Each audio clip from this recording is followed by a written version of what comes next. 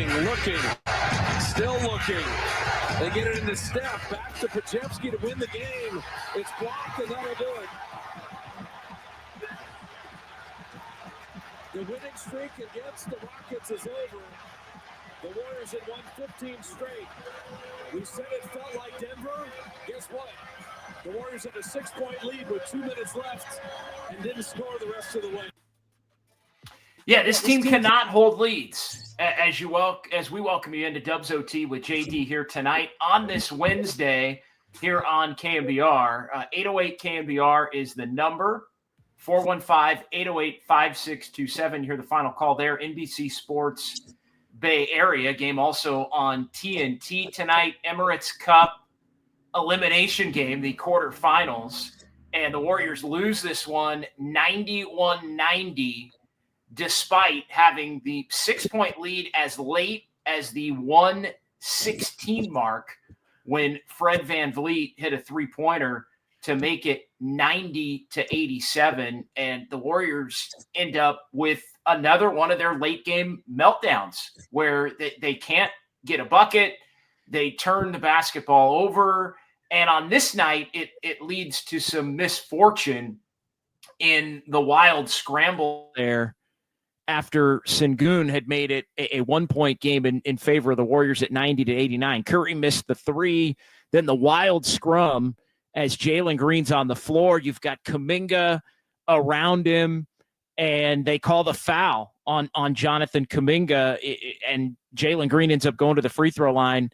When do you ever see that call made in that situation, especially when it's free throws for the opposition? So, again, I think the Warriors get a tough break on that one, and I wouldn't be surprised tonight if Steve Kerr absolutely obliterates the officials in his post-game press conference, like annihilates them verbally in the post-game press conference. You had the missed foul on the Stephen Curry three-pointer as he got hit on the arm by Holiday, and then right after that play, Eason ended up hitting a three, and that was when the Warriors were up 6 earlier on in the quarter. So the Warriors were frustrated with the officiating.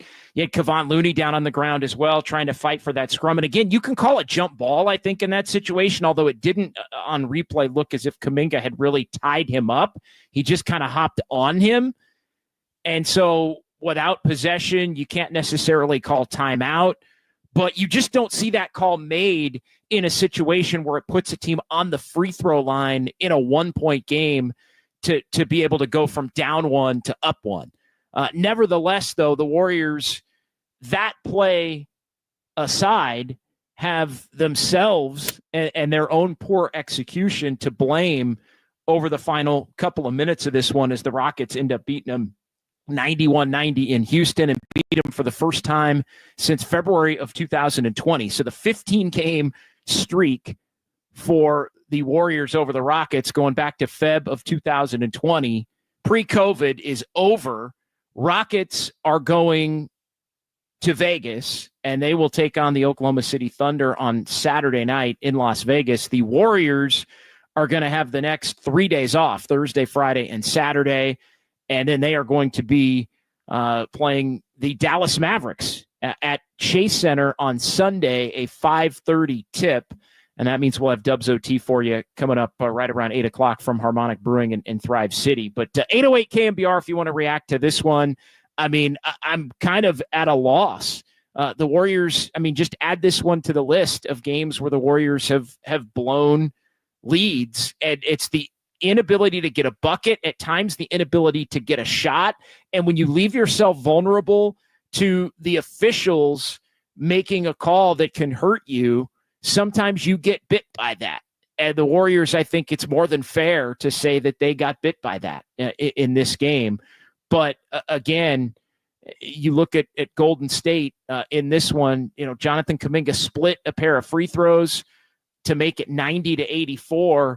And then you've got a shot clock violation, a pair of shot clock violations for the Warriors around a Draymond Green defensive play in the corner. The Warriors got more than enough stops to win this game, Fred VanVleet hits a three to make it 90-87. And then you've got Draymond who turns it over, don't get a shot up. 3 straight possessions, the Warriors don't get a shot up.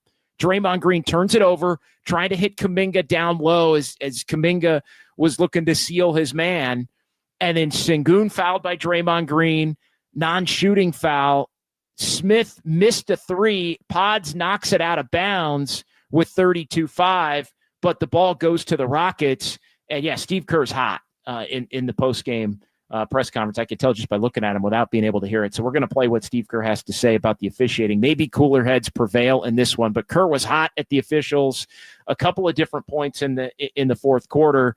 And so, yeah, you're not going to want to miss what Steve Kerr has to say in the aftermath of this one from Houston, as it along with some miscues and some poor play down the stretch, prevent the Warriors from an opportunity to play in Vegas on Saturday night, and sends the Rockets on to play the Oklahoma City Thunder with a 91-90 win. Sengun post up made it 90-89, and Curry missed the three. It led to the wild scrum. Warriors, Podziemski had the final shot at the horn, but you just don't ever see that called in that kind of a situation where it has the ability to flip the game one way or another when it's a scrum. I mean, again, call a jump ball if you want, call a timeout Rockets if you want, although again, Jalen Green didn't and wasn't asking for the timeout in that particular situation, although the Rockets had one left.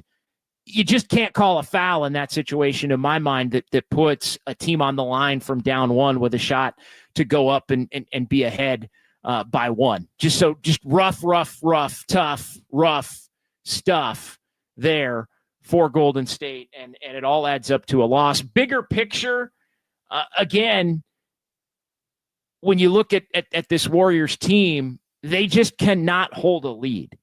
And since they had the 12-3 start to the year, 18-point lead at San Antonio back in November on the 23rd, 17-point lead at home against Brooklyn. Can't win that one. 6-point lead in the final 2 minutes at Denver a week ago last night.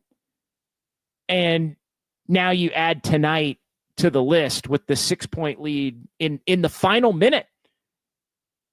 And then unable to finish the job. And again, once it goes to a scenario where one call can get you beat, sometimes one call gets you beat. But again, you can't let yourself get put in that particular position. So 808 KNBR, 415-808-5627. That is the number to give me a call here or shoot me a text. It's Dubs Ochi with JD here on The Sports Leader, as the Warriors lose 91-90 to the Rockets, and they now, with that loss, will play on Sunday at Chase Center in San Francisco, and have to continue to rebound and rebuild on this season here as they drop their 10th game of the year to fall to 14-10. Appreciate everybody chiming in here on YouTube and Twitch as well, as we love the folks that are chiming in. A lot of people fired up early in the YouTube chat, and we'll get to each and every one of you here, as we've got Kyle Haar in our San Francisco studios. You got to make your free throws. That's another thing.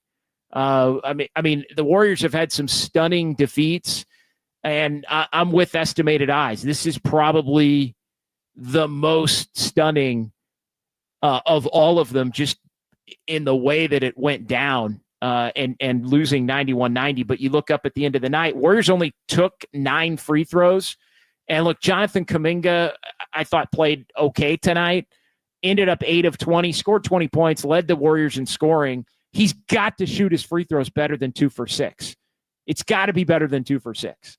Now, Curry missed a free throw tonight. Otherwise, we might be talking about overtime, but it was those 4 Kuminga free throws and Stephen Curry who missed the 5th one. And then Trace Jackson-Davis actually hit 2 of 2 to go with his 4 points.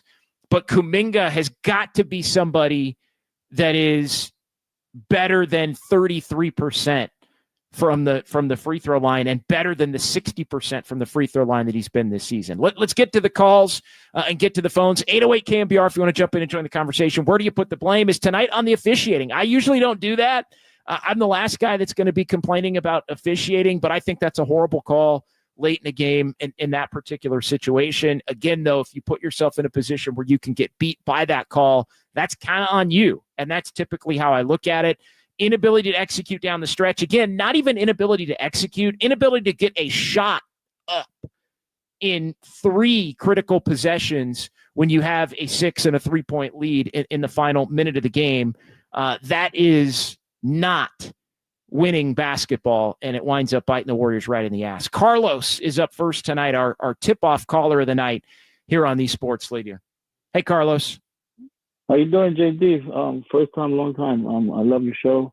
Thanks, I just want to talk about a little bit about the it's always the last 3 minutes, right? With this team, it seems that we can't get the defense right. You know, there's always turnovers, like 3 empty trips down. You can't get no points out of that. And it seems like, you know, with the Rockets defense shutting down Curry, and then you got Paz shooting that last shot at the end. Like, the Paz, I get it, but he should not be shooting that last shot. And I get it. It's a scramble, 3 seconds left in the defense.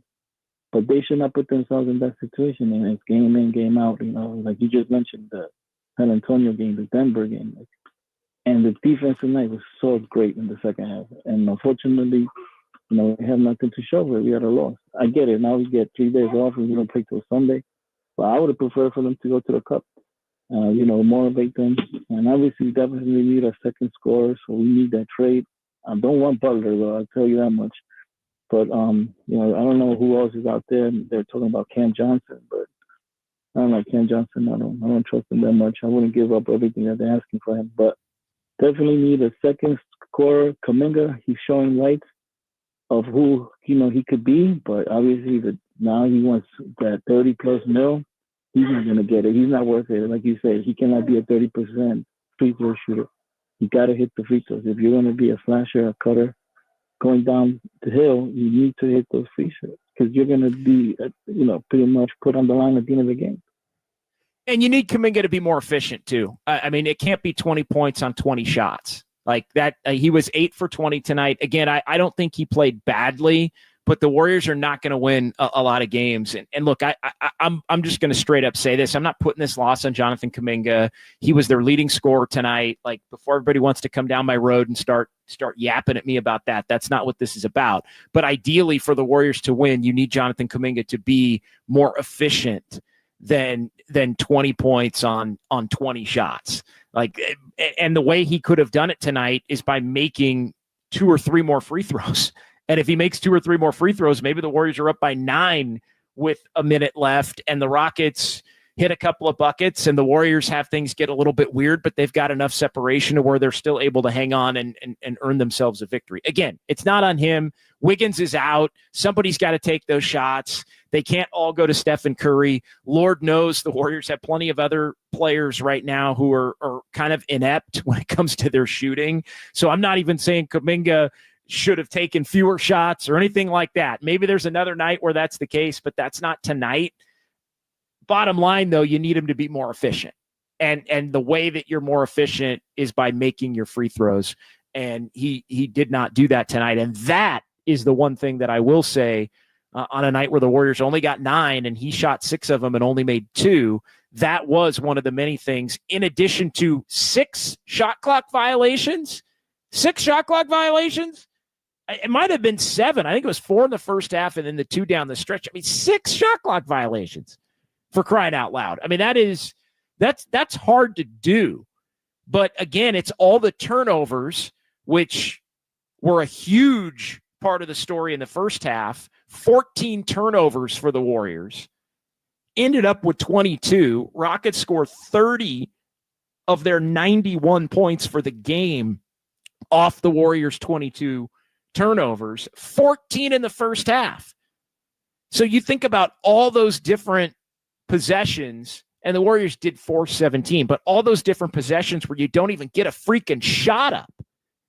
I mean, that is what absolutely kills you in a game that you end up losing by a single point on a call that probably shouldn't have been made in that particular situation, all things being fair as far as that's concerned. 808 KNBR 415-808-5627. Let's get to our buddy Danny in Vancouver next up here on the Sports Leader. What's going on tonight, Danny? Man, that is as tough as it gets considering the circumstances.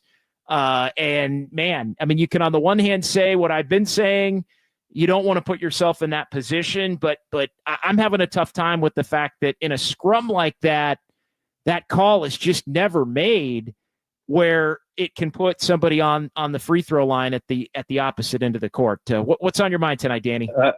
I couldn't agree more. First, I just wanted to say it was great to see you last week. Absolutely. In San Francisco.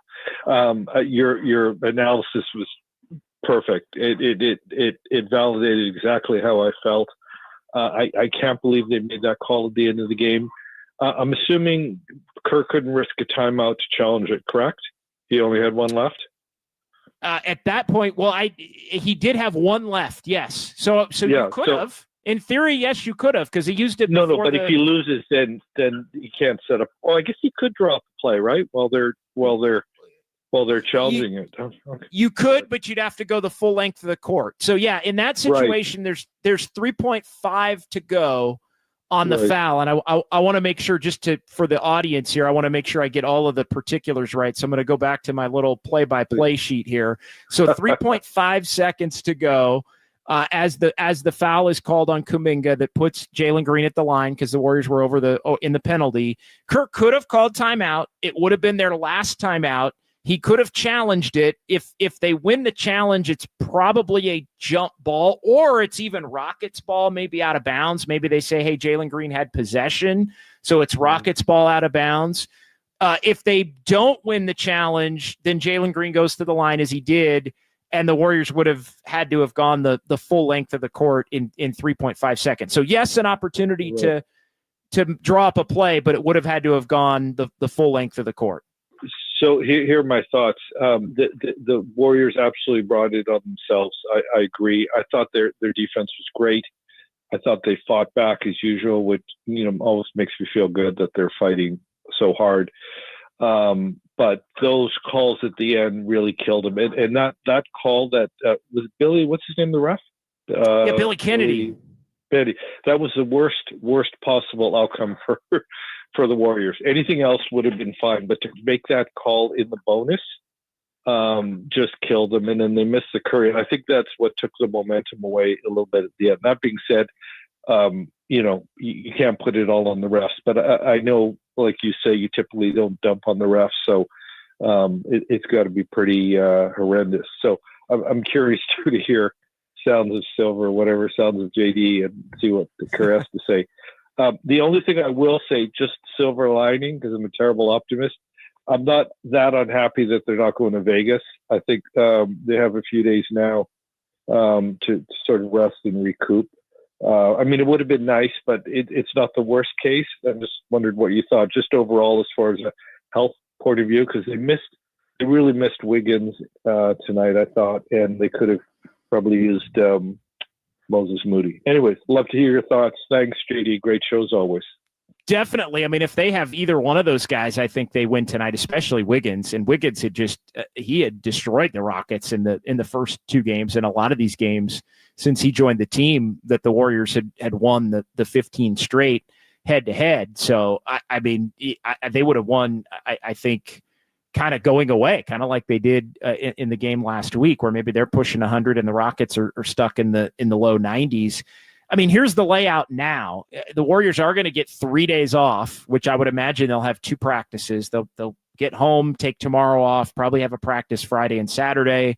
They'll play Sunday, and then they will probably take Monday off, have a practice Tuesday, fly to Memphis Wednesday, and then take on the Grizzlies on a week from Thursday. So it's basically 3 days off a game and then 3 days off. And then you get back into the grind of the schedule from that point, where you're basically playing every other day or every other day plus some back-to-backs deep into that first week of January. Like, there really are not going to be a lot of breaks. So if this is your chance to get healthy over the next week, if you're the Warriors, this is your chance. But it's going to be another emotional game on Sunday at Chase Center. Klay Thompson returns, part 2. It'll be one of now what will be 3 Klay Thompson games inside Chase Center, because there's still a third one on the schedule for later on in the year. I believe it's in February or March. I'm looking at it right now. Yeah, it's right after the All-Star break, a Sunday afternoon game against the Mavs on February 23rd. So there's going to be a third Dallas game. The Warriors are also going to have a third trip to Houston a little bit later on in the season that comes from this game being played tonight in Houston. They still go back and play Houston again. But no, I mean, you got to make the best of a bad situation. I think they would have loved to have gone to Vegas and have a couple of days off and be able to play that game on Saturday. And really, win or lose, if they had played Saturday, they could have hung out in Vegas for a day or two and then come home and had a day off. And then they could have used it as a reboot anyway. So I think they wanted it. I think it would have been fun for everybody in the NBA landscape to see Steph Curry on the bright stage of a marquee two game night in the NBA, as would have been the case with them playing OKC, a young up and coming 1 seed team in the West, in Vegas in prime time on Saturday. So I think the Warriors would have relished that opportunity. They're 1-1 against OKC. It would have been fun to see those two teams play a third time here in the last month. And, if they had won that game, they would have had 2 more days off before playing the extra game in the championship game, which is going to be the Hawks or the Bucks coming out of the East in the tournament. And so, then if you win that game and have to play Tuesday, and then it's an extra game, and then you're going to Memphis, I mean, it would have wound up being a very, very, very, very long trip at that point. So you could make the case, yeah, you didn't want this to turn into basically a 10, 11-day trip, which is what it would have turned into. But at the same time, I think the Warriors are competitors. They like being at on the NBA marquee, and they would have been very much on the NBA marquee with the Bucks and the Hawks and the Oklahoma City Thunder, who they had been taking on. I think they could have managed it either way. To me, where it would have become taxing would have been if you play Saturday, because you're playing Saturday or Sunday no matter what.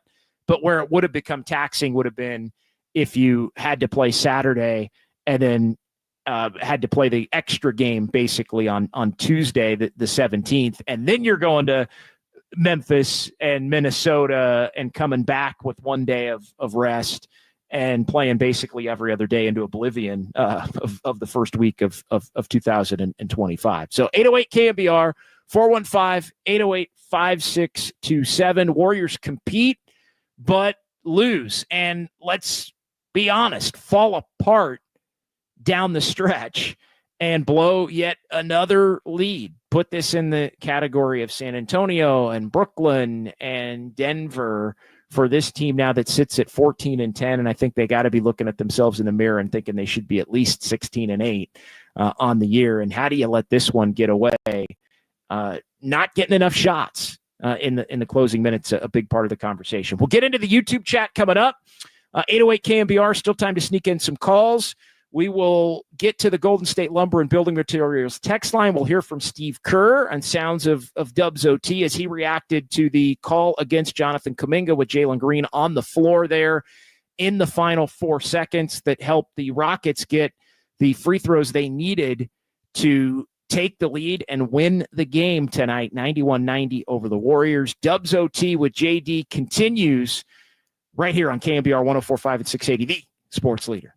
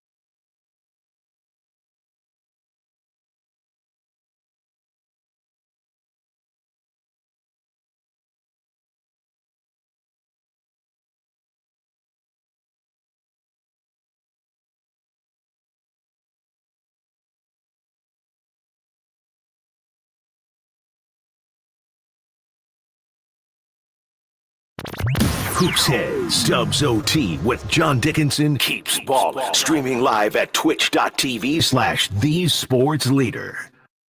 As Brooks chases Curry, and everyone's standing here in Houston. Curry steps back on a launch. He missed it. Fight for the rebound. Payton poked away. 5 seconds. Boy, does Green have possession? And Billy Kennedy says foul on the Warriors. Yeah, can't wait to read the pool report on that one.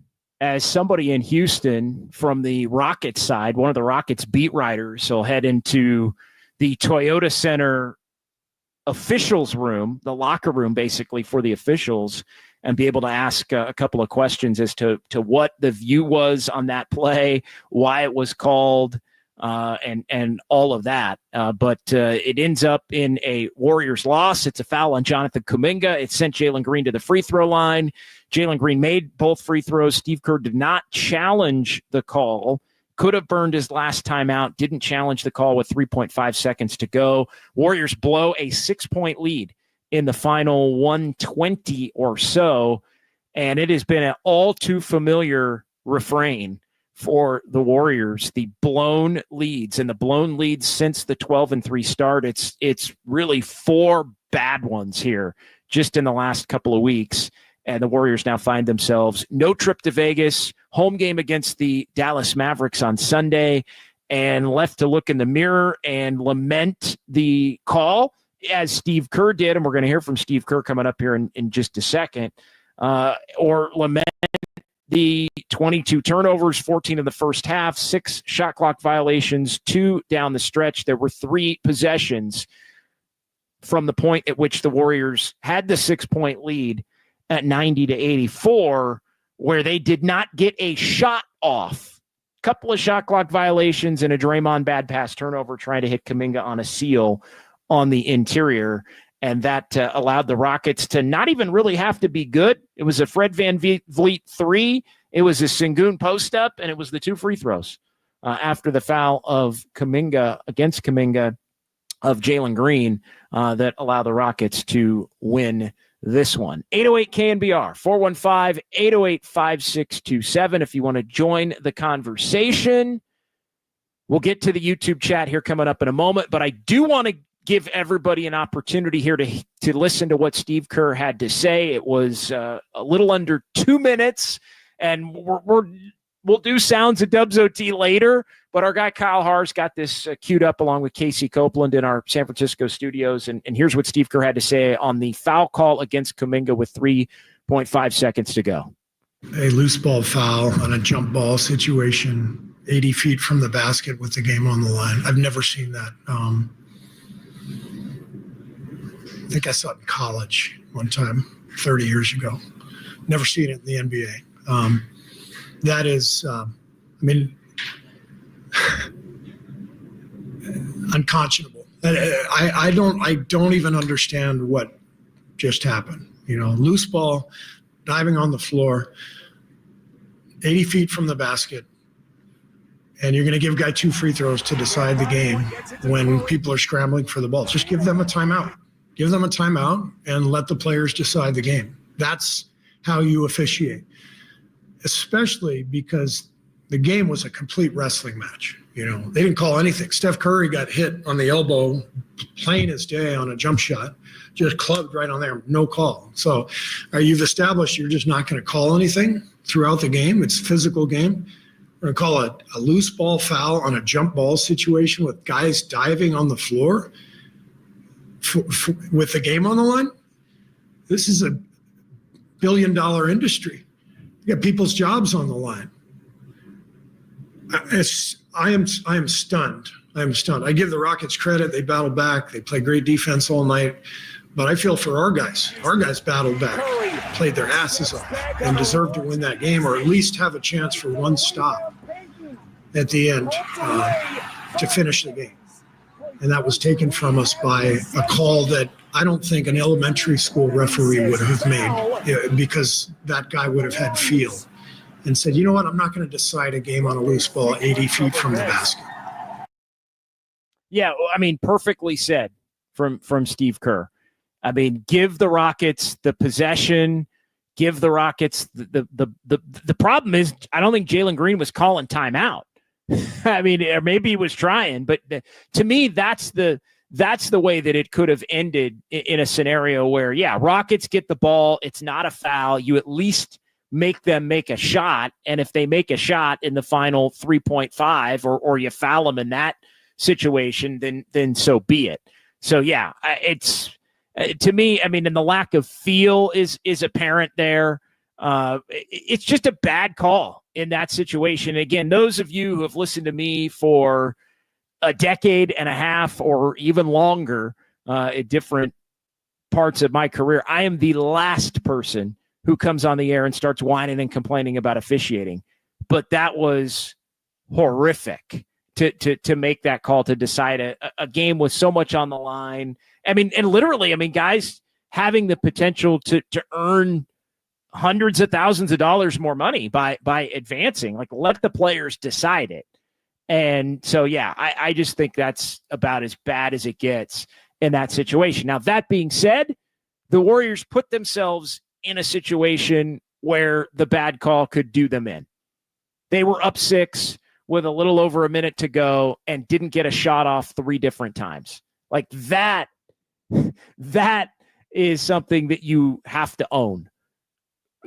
4 of 9 at the free throw line, 2 of 6 by Kuminga. That is something that you have to own. 22 turnovers, 14 in the first half is something you have to own. A third of the Rockets' points came off of Warrior turnovers. You have to own that. The inability to be able to close out games, if you're the Golden State Warriors, you have to own. Now, they're tonight, post-game, heated. That's not the time to have that conversation. That conversation can happen Saturday when the Warriors are having practice. That conversation can happen in the future if the Warriors continue to have these issues at the end of games. But that call is just horrible. It's just horrible. Like, flat out, straight up, end of story, point blank. It's just horrible in that situation. Don in San Francisco next year on KNBR. Hey, Don. What's up? I think it's really so ridiculous. The Warriors just cannot find a way to close out games. You know what I mean? You know, I think this was beginning with this one with San Antonio, the way I look at it. I don't know what they did not find no problem in doing that. Yeah, a lot of it has to do with not having a secondary scorer. And when teams try to when teams take Curry away, there isn't really anywhere else to go. I'll let you continue, Don. Go ahead. I think they need a secondary scorer. They got to get a secondary scorer in here. You know what I mean? I don't know who we have to give up. You know, I hate to see to give up the other guys. You know, but if it's the only way we can get a second scorer in here, you get what I'm saying? We need a second scorer in here. You know. Yeah, thanks, Don. I appreciate the call, man. Yeah, I hear what you're saying because I just said it. They need to say. I've been saying it for a couple of weeks, but I appreciate you being an active listener there, Don. In San Francisco, part of their inability to finish games is the lack of a secondary scorer. Teams take Steph away, and as much as everybody likes Kuminga, depending upon the night, he's not that guy. He's just not. He's not the guy you're going to put the ball in his hands if teams are taking Stephen Curry away, and he's going to be able to make a play for himself or somebody else. Like, that's just the reality. There's going to be nights where it looks like the first 2 games against Houston. There's going to be nights where it looks like it did against OKC or in Denver, or even at different points tonight where he ended up with some wild shots that missed. And again, you need him to shoot those shots tonight, in part because you don't have Andrew Wiggins, but he's not that guy. Wiggins, and I thought Tim Kawakami of the SF Standard probably said it best. Wiggins does it some of the time. Kuminga does it some of the time. But the Warriors do not have a player on their roster who does it all of the time. And that's the difference between, being a team that can, be what the Warriors have been to this point, maybe a mid to high 40s kind of a team, which is what they've been the last 2 years, or whether it's going to be a team that that maybe can push 50 or get into the low 50s and avoid the play-in tournament altogether and win a playoff round or maybe a couple of playoff rounds. But how do you go about getting that player? It's a huge part of the conversation, because you have to give up some to get.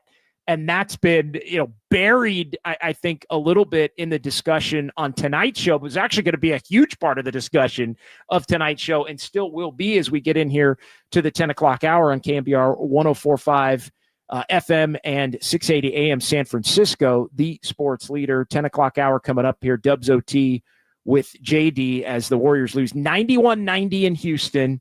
They blow a 6-point lead in the final minute 20, and they will not be going to Vegas to take on Oklahoma City. That will be the Houston Rockets at 5:30 on ABC Saturday. Warriors home now Sunday, and Klay Thompson gets a second of what will be 3 return games as the Mavs and the Warriors go at it. But the Warriors are only going to play 1 game over the next week, and it's going to be on Sunday at 5:30 over at Chase Center, as the Warriors will end up evening 41 away and 41 home. They'll play 3 away at Houston. They'll play 3 home against Dallas. And that's the way that things will shake out by virtue of them getting into the quarterfinals here of the NBA Cup. But Don leads me into a nice segue. And again, if you want to still get into the conversation about this one, we can do it at 808 KNBR. If you want to sound off on the officiating, as Steve Kerr did, we can do that. If you want to talk about the turnovers or the inability to execute, or if tonight is indicative of exactly why the Warriors have to be hard set on going and trying to find a secondary scorer, a la maybe Jimmy Butler. Should the Warriors trade for Jimmy Butler? How would the Warriors be able to do it? Been a lot of Jimmy Butler discussion in the last 48 hours. Been reports about the Warriors eyeing trades involving the Brooklyn Nets, including interest in Dennis Schroeder, Cam Johnson, and Dorian Finney-Smith, that via ESPN and Shams Charania. And then also more reporting, and Brian Windhorst has been on this, and Shams as well, that the Heat are open to trading Jimmy Butler, and that the Warriors are one of the teams that would be interested. Rockets, Mavs, Warriors, and tonight, as the game was going on, the Suns were added to that list.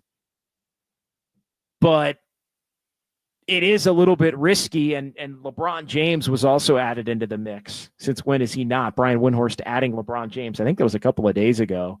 But the Warriors called about LeBron at the trade deadline a year ago. Would LeBron truly want to force his way to the Warriors in or mid-season, as the Lakers have been in shambles of late? And what would you give up if the Lakers, the Lakers are not the kind of team that just tears things down to the studs in, just because they're having a bad first half, right? Like they want to hang on to stars, not trade stars to their rivals.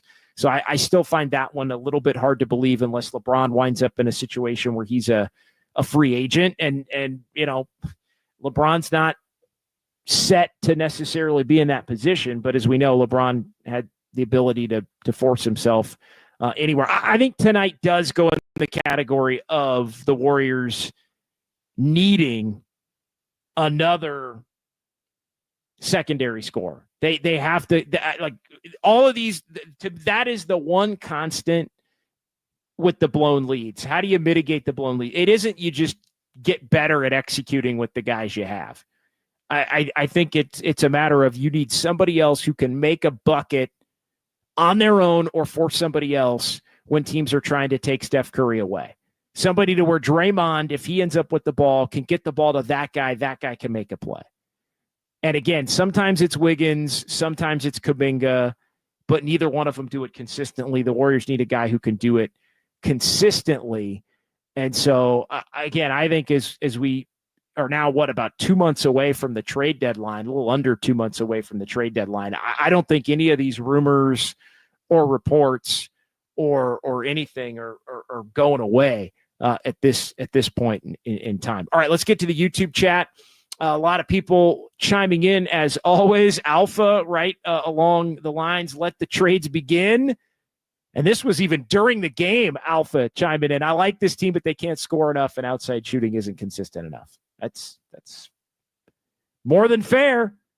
Buco Sports, WTF is going on, JD? We need answers, JD.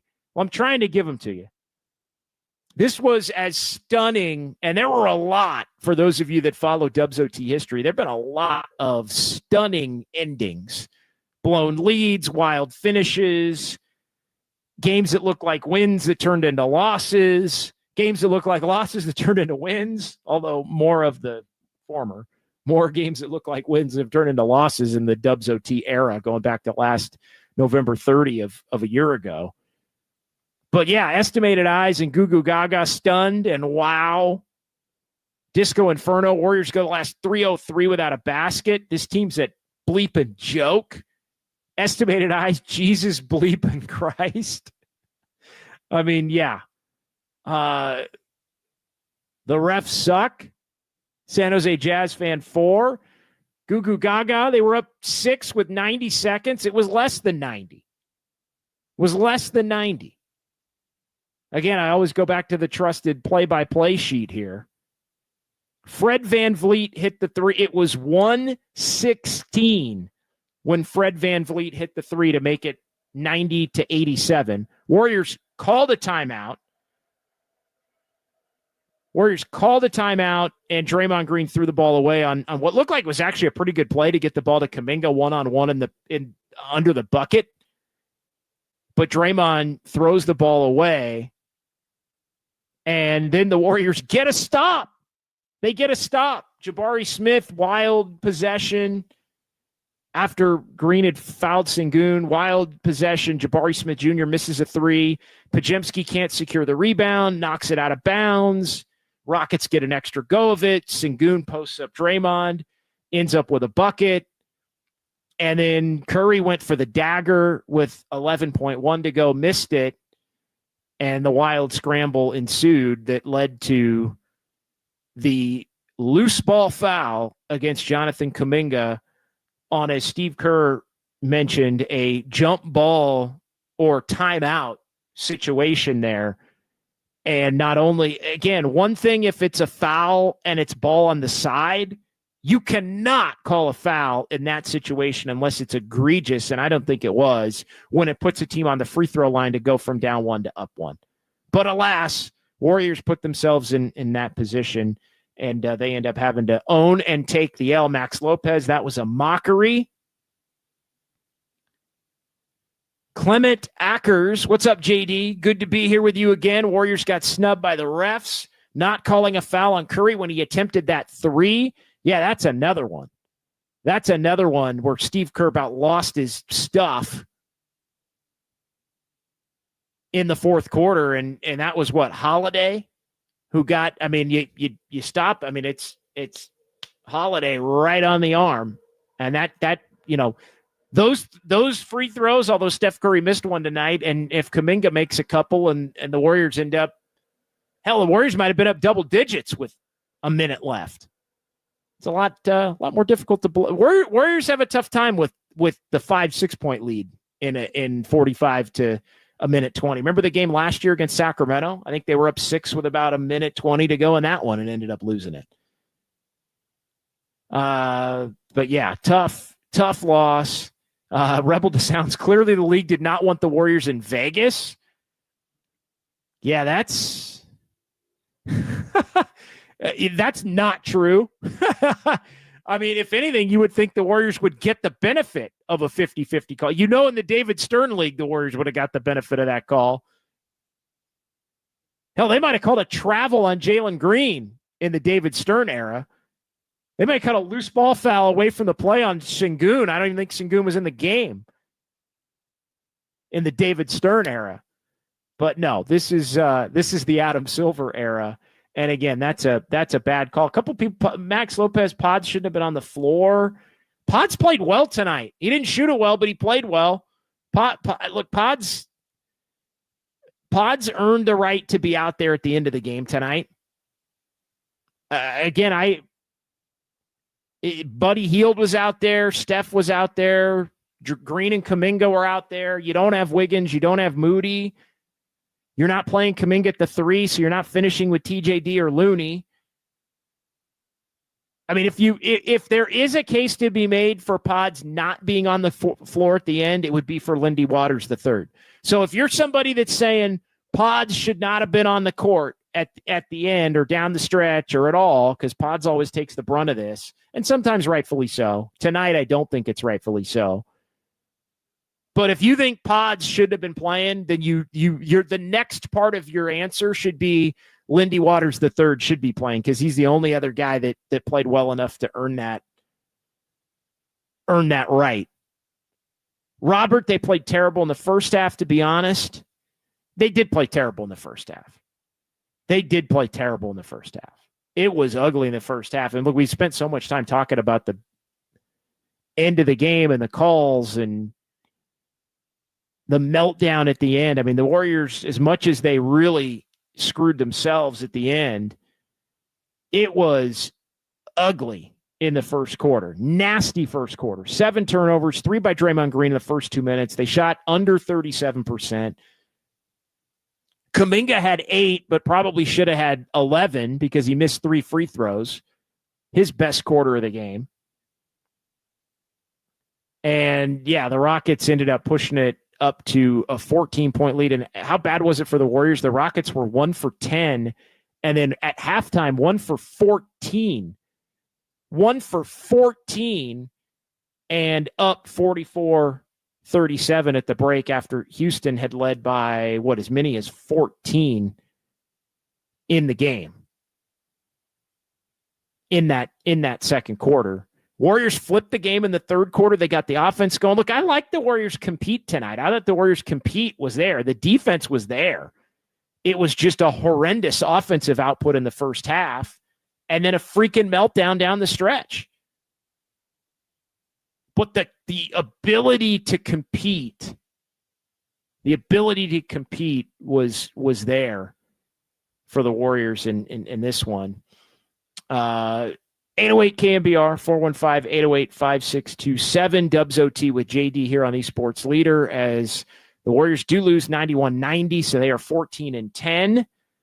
And you look at it now, that's 7 of the last 9 in the loss column. So they were 12-3, now they're 14-10. That's 2-7 in the last 9 here. Still 4 over the 500 mark, but the slide kind of continues, and the slide with all the blown leads continues as well here, as the Warriors are going to get a couple of days off. No Vegas, Mavs at Chase on Sunday, and then 3 more days off before they go to Memphis and go to Minnesota. So it's not going to get any easier. Estimated eyes, usually I figure if they go over 15 turnovers, it's a loss. They had 13.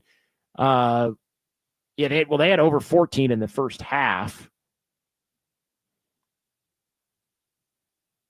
Rusty Nail might need an intervention, seeing a late collapse over and over and over. I think what they need is that secondary scorer. I think that's, and again, yeah, you talk about a knockdown, drag out kind of a game.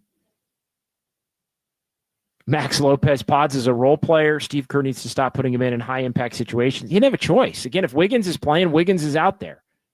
If Wiggins is playing, Wiggins would have been Steph, Buddy, Wiggins, Kuminga, and Draymond.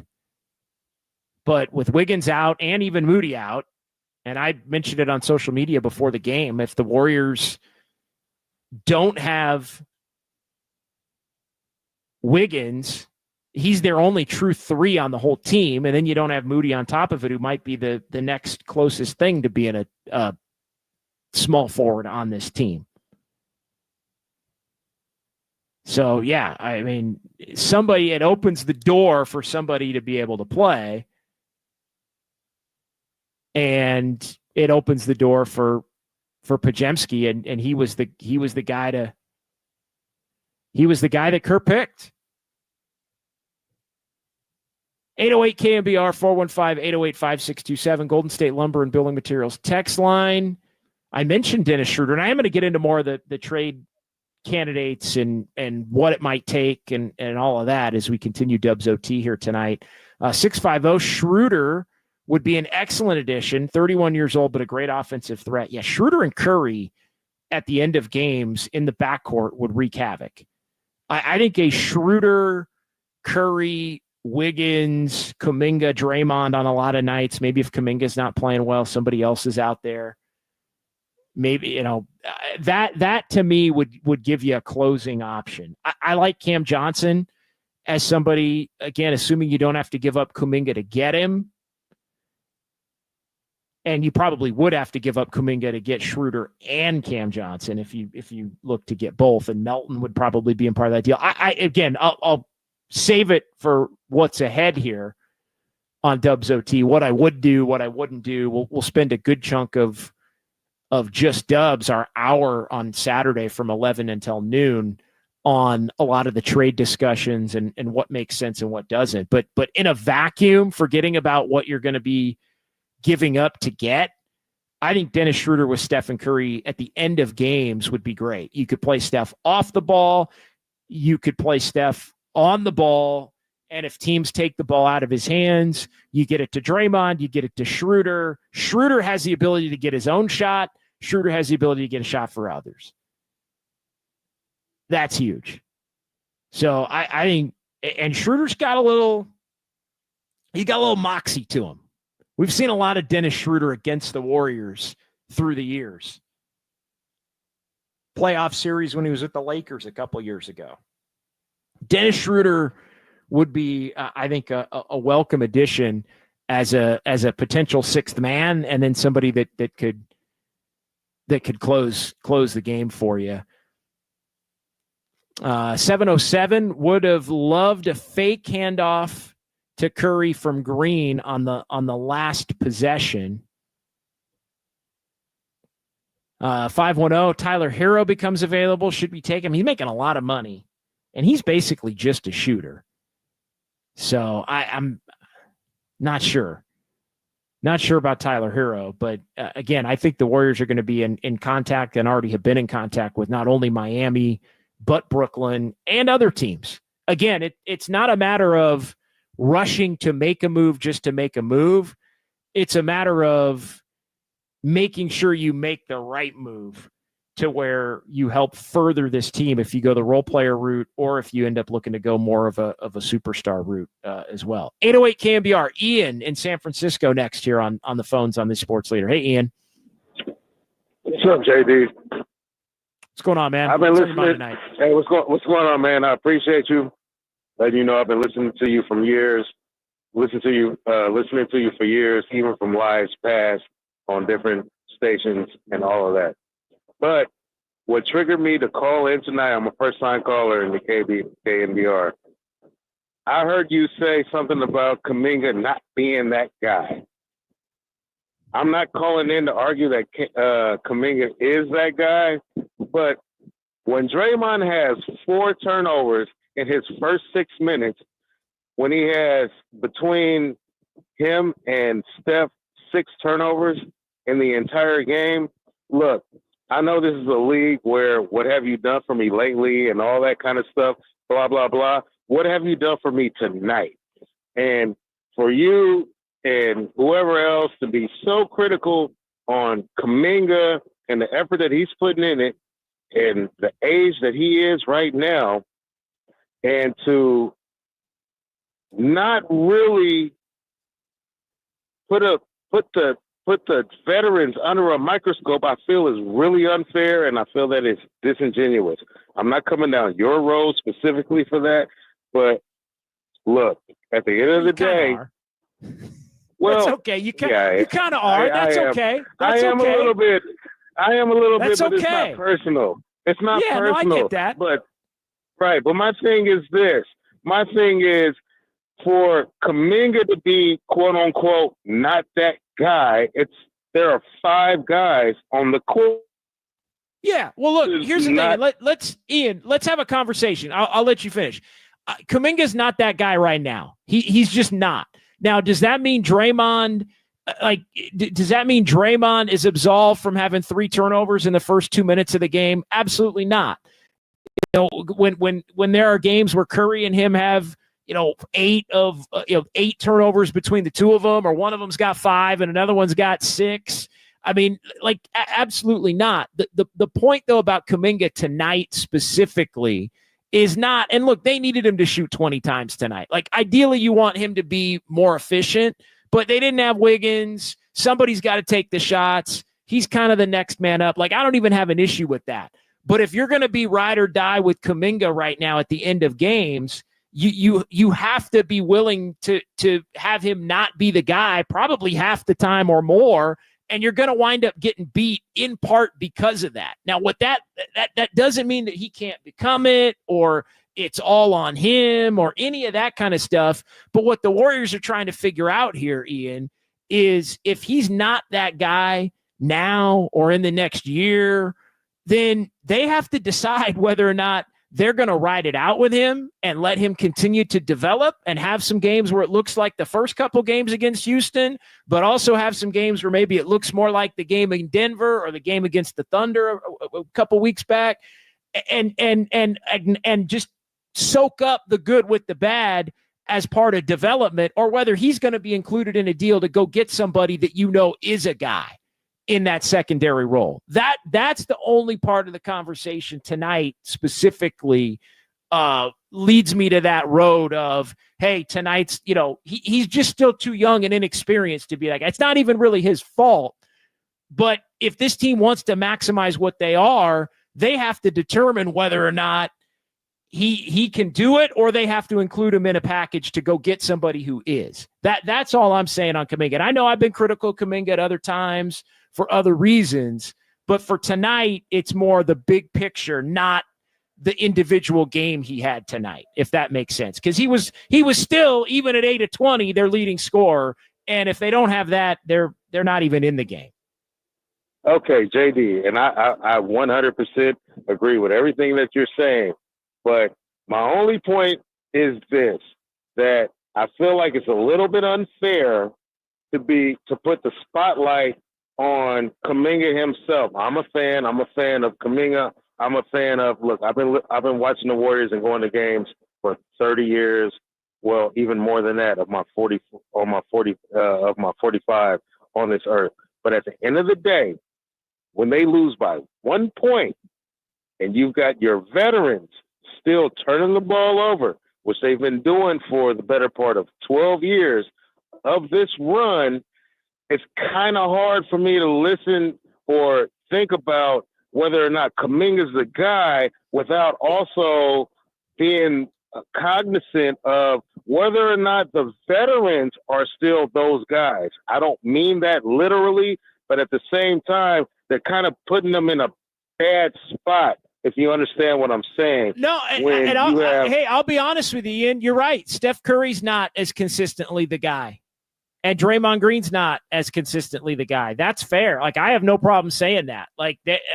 They're great players, future Hall of Famers, all those things. I know that's sacrilegious to even think that about Steph in the Bay, but Steph isn't getting it done at the same level in those moments, or he's not making as many quality plays that offset some of the turnovers as regularly. Because I think that's really what it boils down to. You live with the turnovers from Steph and Dre specifically because they were so great in so many other areas that the good outweighed the bad, and you still had enough to win the game most of the time. Now that margin has changed a little bit, and on those nights where they do turn it over the same amount of times and the positive plays are not there as consistently that help lead them to wins, you do have to look at that.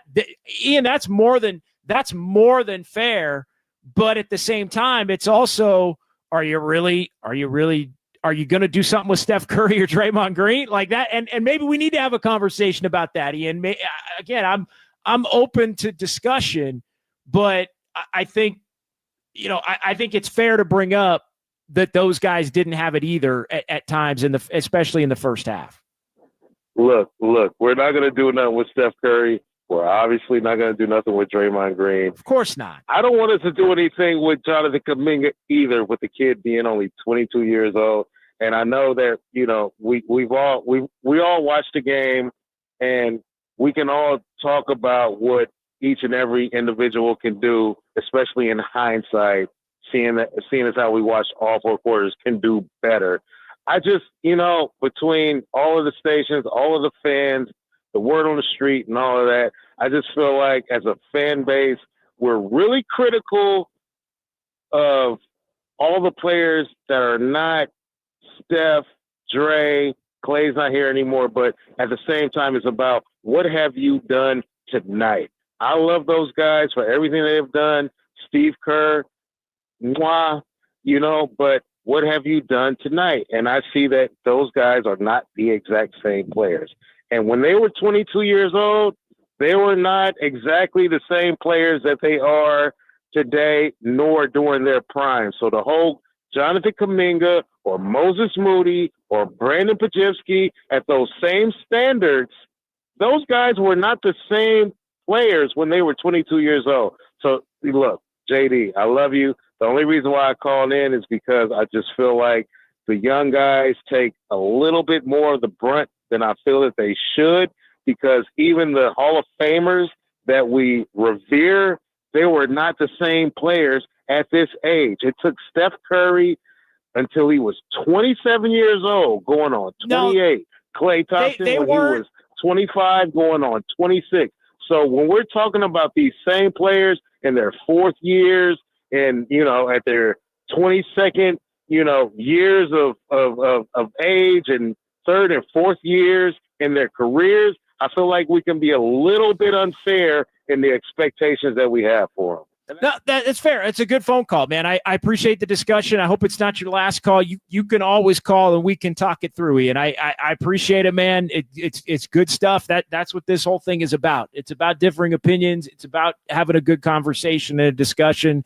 There's never usually an absolute right or wrong answer. So thank you, my man. Always a pleasure. And give me a call anytime. We can chop it up. The reality though is, and I know we're up against it here. We'll get sounds of Dubs OT coming up. We'll talk some trades. We'll get a little bit of fun with numbers. Although again, man, not a lot of fun tonight with the way this game ends for the Warriors. The reality is, fair or unfair, Jonathan Kuminga and Moses Moody and Brandon Pajemski, they are held to a different standard based on the fact that they were drafted to teams with Steph Curry and Draymond Green and Klay Thompson before he left to go to Dallas this offseason. So Kuminga is not going to get the same leeway that 3rd, 4th year Steph did, or that, 2nd, 3rd year Klay did. Like that, they're just not going to get it. When you're a rebuilding team that's trying to come up with as much high-end talent as possible to build a core, then maybe you do get that opportunity.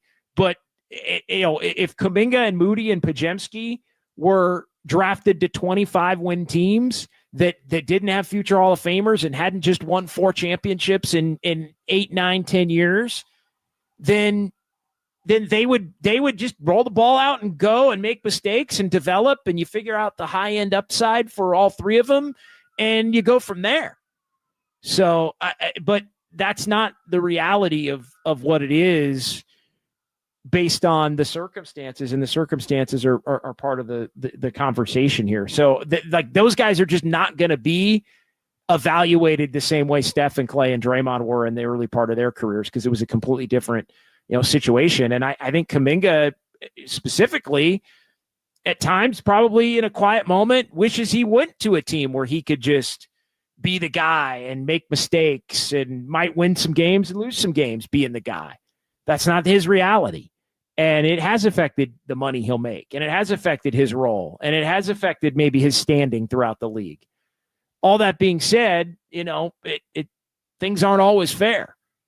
This team's trying to cobble together one more run at potentially winning a title. You got to pick a direction. You either tear it down and rebuild it, or you go all in to try to go as far as you can to win something. And I think the Warriors are closer to that with Steph Curry and Draymond Green still around than they are to the tear it down. Like you don't want to play Steph Curry and Draymond Green and then basically around them say, hey, we're rebuilding. Like that, like nobody's signing up for that. All right, 808 KNBR, 415-808-5627. We'll go ahead and pause here, and we'll come back. We'll get a little sounds of Dubs OT. We'll rerun Kerr's post-game rant on the officiating. We'll let you know what the pool report from Houston had to say from the officials, and we'll talk some trades as well. Fun with numbers. It's Dubs OT with JD here on Esports Leader.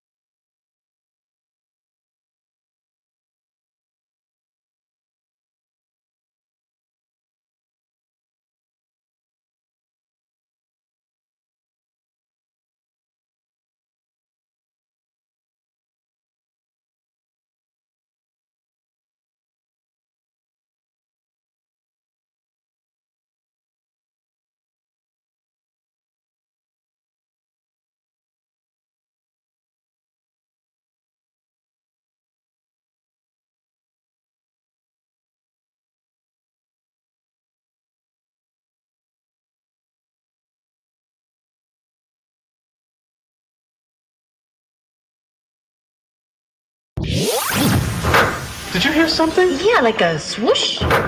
Yeah. Dubs OT presents the sounds of silver. Streaming live on YouTube at KNBR 1045. All right, welcome back. It's John Dickinson here. It's Dubs OT with JD, 808 KNBR. Still some time to give me a call or shoot me a text here.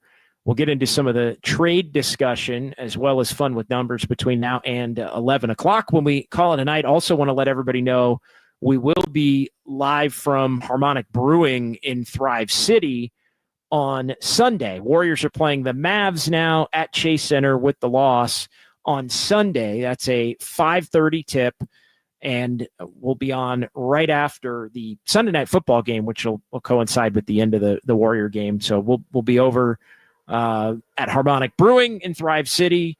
Klay Thompson returns part 2, and we'll get a Klay Thompson returns part 3 coming up in a couple of months in February.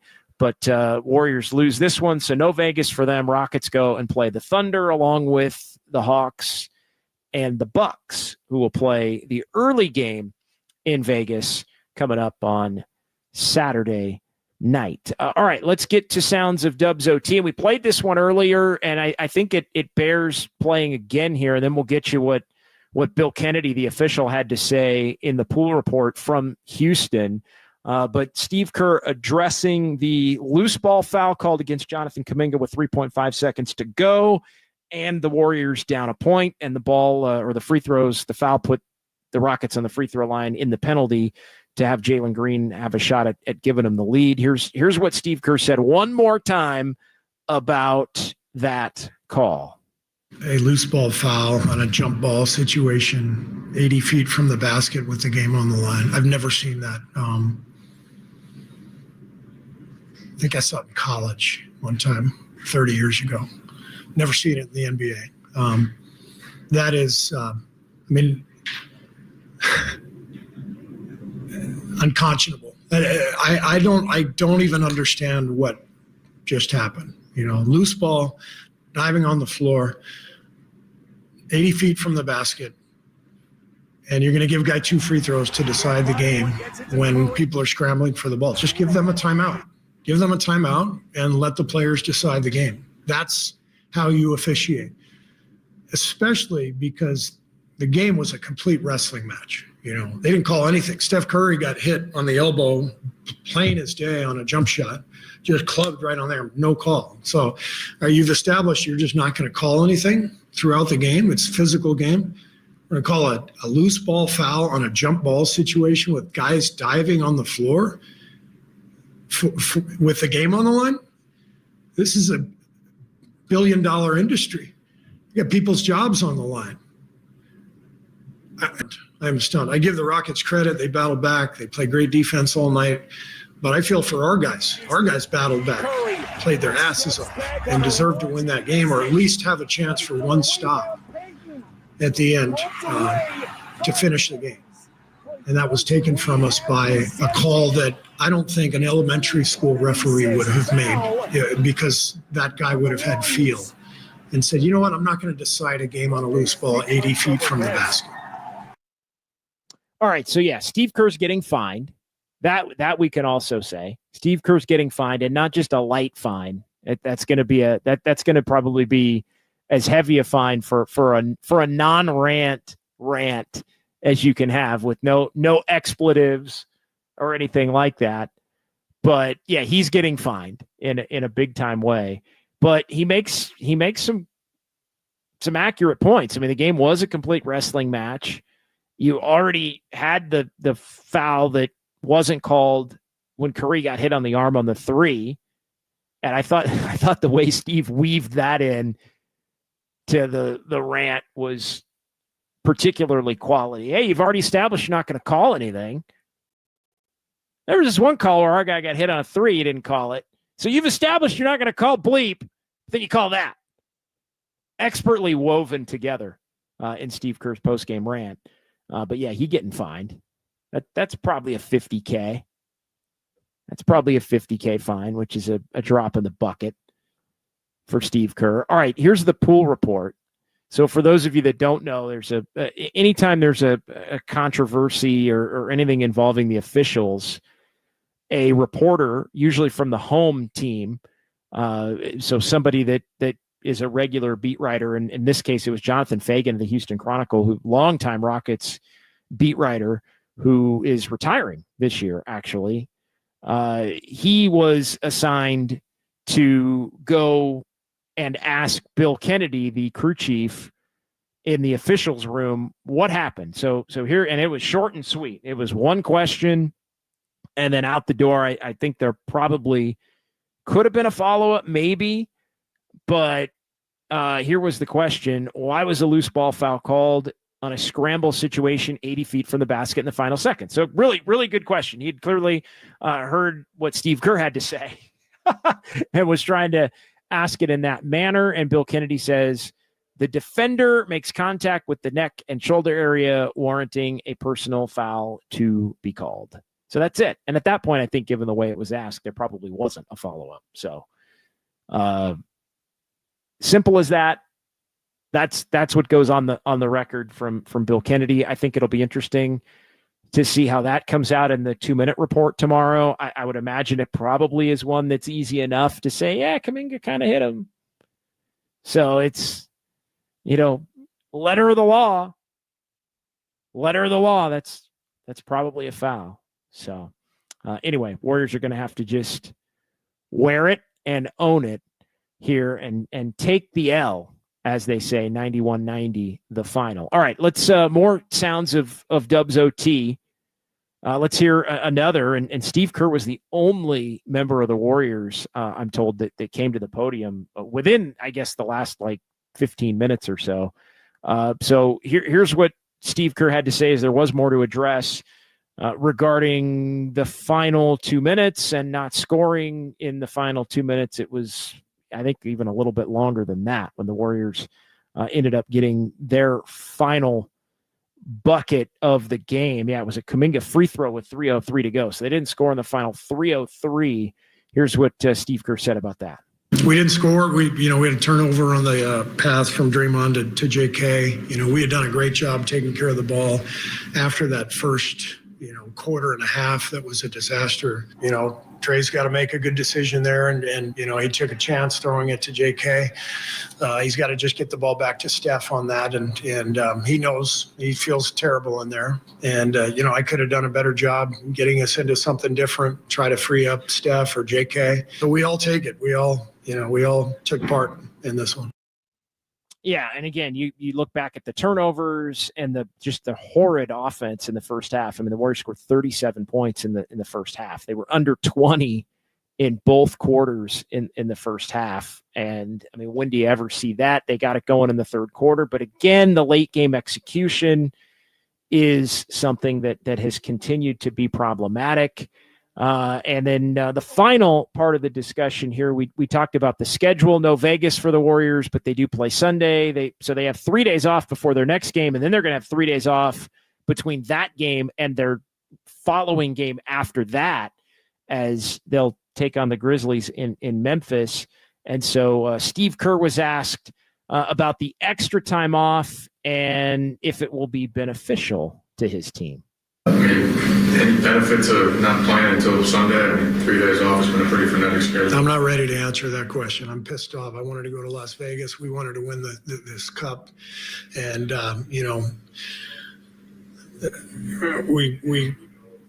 we aren't going because of a loose ball foul 80 feet from the basket with the game on the line. I've never seen anything like it in my life, and that was ridiculous. Thank you. And the walk-off. So, yeah, he's kind of doubling down on the fine there as well. So, yeah, good stuff. And it's a truncated edition of Sounds of Dubs OT tonight, but good stuff from Kyle Harr and Casey Copeland and Steve Kerr. If you're going to limit it to that, then you might as well have 3 cuts that are just straight up on point, in line with the theme of the evening, which is, I think, the case. All All right, more from the YouTube chat, and I do want to make sure we get a lot of folks in here. Warriors didn't score in the final 3:03. A lot of people talking about pods. The officiating was bad. Have to look inward. That from Rusty Nail. Yeah, I agree. Andis Brown, Kuminga only had one hand on the ball. Never see a ref give that a jump ball. Interesting there. Yeah, it didn't necessarily look like a jump ball, but I don't know that Jalen Green was calling timeout, so it kind of put the officials in a little bit of a weird situation there. Again, I think you would have been warranted to give the Rockets the ball, but how do you just give the Rockets the ball if there's, it's a more difficult call, I think, than meets the eye. But you have to, I think, as Steve Kerr mentioned, give them the timeout. Robert, Warriors lost the game in the first half. K Crusher, you've got to trade Kuminga. Dude has zero basketball IQ. He's saying this, not me. I think Kuminga's continued to grow. And I had somebody coming down my road in the Golden State Lumber and Building Materials text line. It said JD was really upset they said, JD, I wish you would evaluate Kuminga like you used to. Look, you got to be fair. He has played better and grown. I still don't think he's a guy. And, is he somebody, and it was kind of being thrown around in the chat, like, you want to pay Kuminga $170 million? I mean, that's the other part they're going to have to figure out. Like, that's not my call. That's their call. Max Lopez, if Steph got the calls he deserved, he'd average another 5 points a game. I know a lot of people do think that throughout the course of Steph's career. It's going to be interesting as we kind of look toward the trades. Andis Brown, Rockets desperately need a score like Butler. Yeah, they really do. I mean, Jimmy Butler would fit in with what they've got going. They need a veteran for end-of-game situations. The Warriors, in my mind, still need a veteran in end-of-game situations.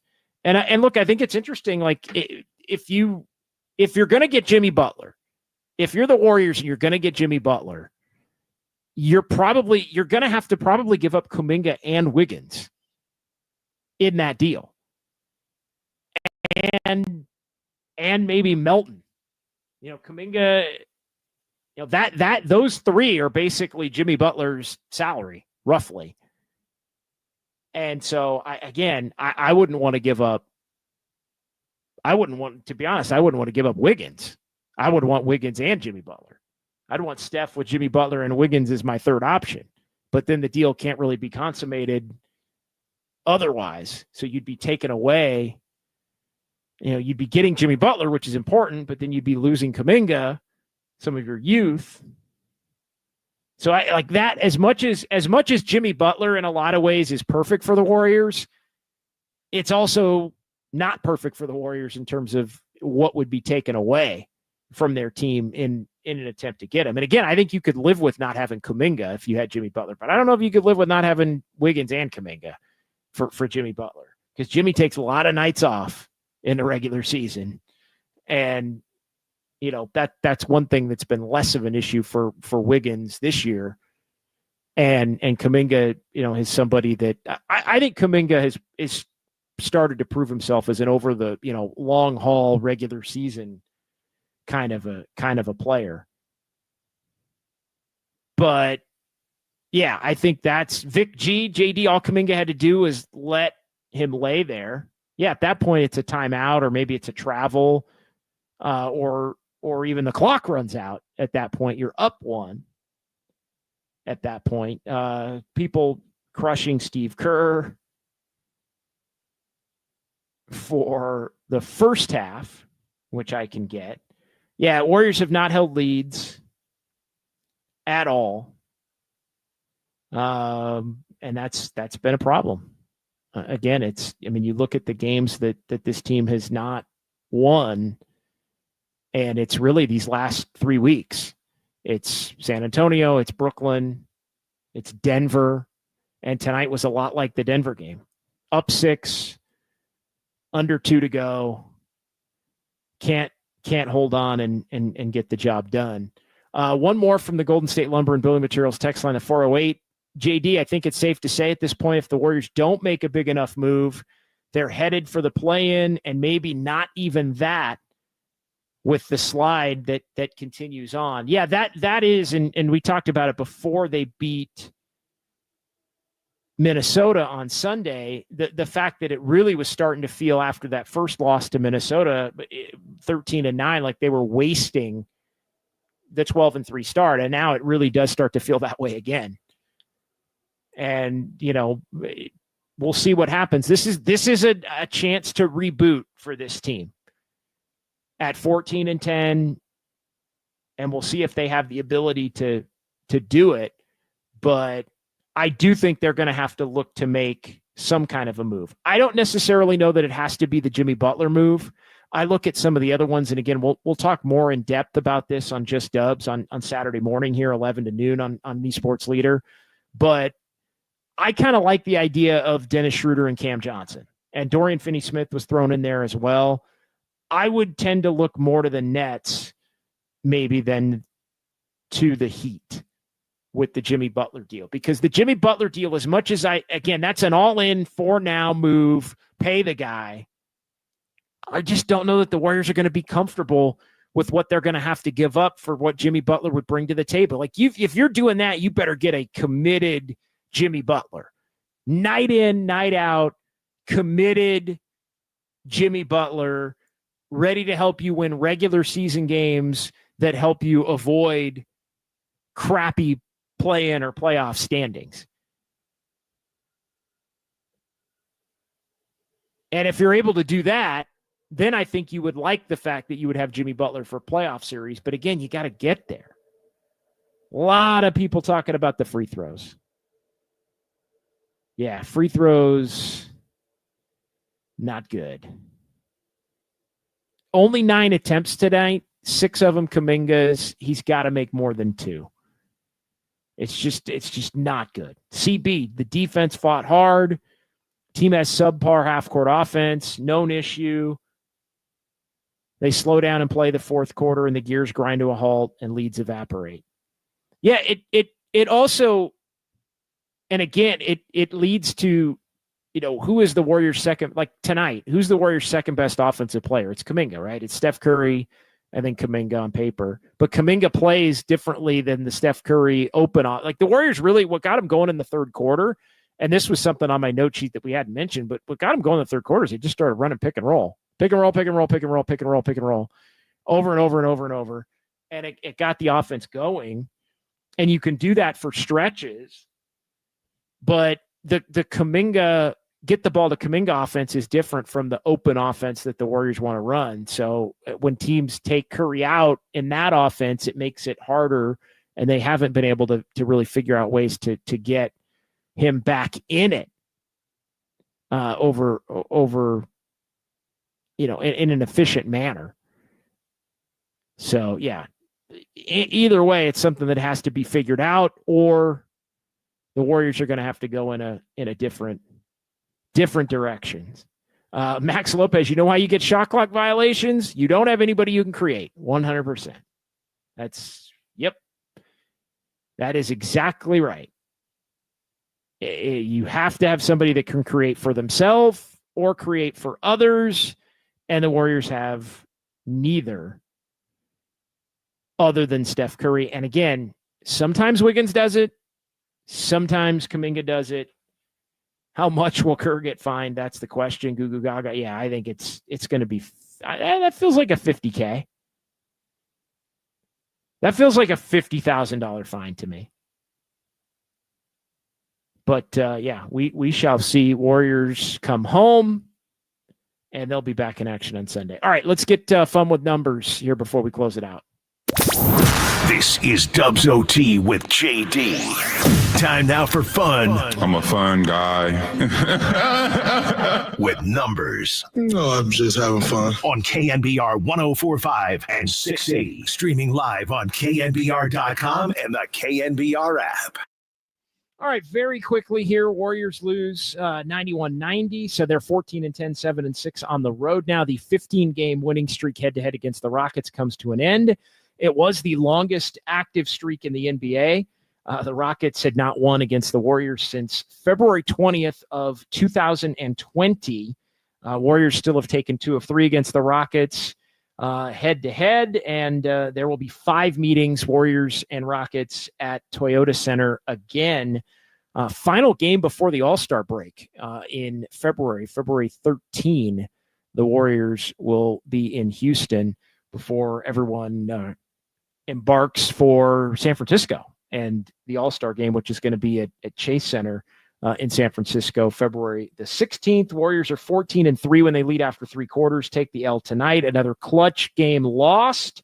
15th clutch game for the Warriors. They were 5-2. They had lost 5 in a row. Then they won a couple in a row, and now they lose tonight. So they're 7-8 in 15 clutch games. 22 turnovers. Turnovers have been a problem now in 2 of the last 3 games. They had 22 against Minnesota on Friday, the first of the 2 games against the Rockets, 14 in the first half, which is a season high for any half. Warriors had a couple of different halves where they had 13. Season low at the free throw line for makes.